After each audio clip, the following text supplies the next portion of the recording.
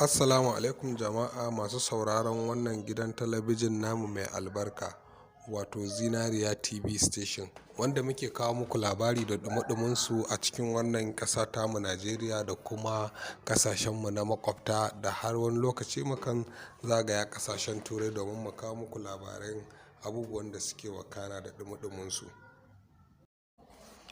Labaran namu yau zai fara daga yankin Legas, inda ake gudanar da zanga-zangar lumana ta EndSARS. A yanzu haka dai matasa sun ci gaba da fitowa wannan zanga-zanga ta EndSARS a garin Legas, duk da irin matakan tsaron da gwamnati ta girke a wannan sansani na zanga-zangar. Bayan da safiyar yau dinnan ne aka kama matasa sama da 10 akan wannan zanga-zanga ta lumana da suke yi. Jin kaɗan bayan kaman ne kwamishinan 'yan sanda na garin Legas din ya ziyarci wajen zanga-zangar lumanar, kamar yadda za ku gani a yanzu haka.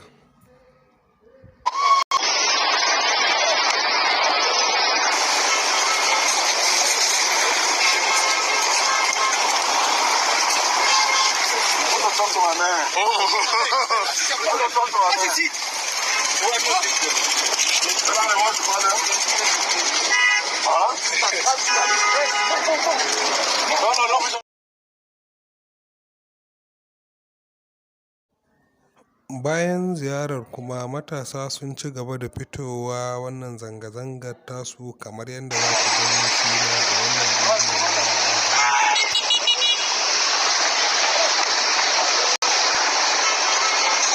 To jama'a, amma fa jami'an tsaro suna aikin su kamar yadda aka umarce su na kama duk wani wanda yake cikin wannan tafiya, kai har ma da wanda ya zo wucewa idan har ya yi kama da irin waɗannan mutane masu ikirarin zanga-zanga.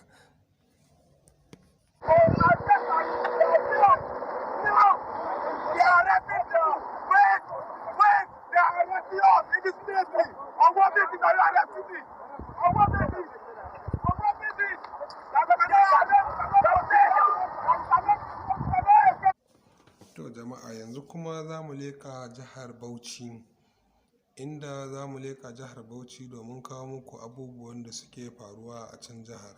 A daren jiya Juma'a ne wata gobara ta lashe sama da shaguna guda 90 a babbar kasuwar Wunti da ke cikin garin Bauchi. Har izuwa yanzu babu wani abu da ya nuna sanadiyar wannan gobara, wanda ta lashe sama da shaguna 90.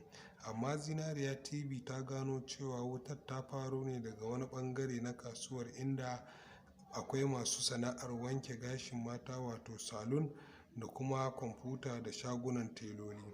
Babu rahoton rashin rai ko guda ɗaya a sanadiyar wannan gobara. Ga kaɗan daga cikin yadda muka samu rahoto akan gobarar da ta afku a daren jiya a garin Bauchi.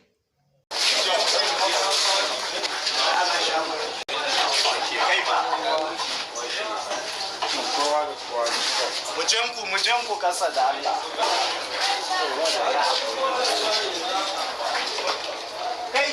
To Allah Ubangiji ya kiyaye, Allah kuma ya kare mu gaba. Kar ku manta kuna sauraron wannan labarai ne daga Zinariya TV Station.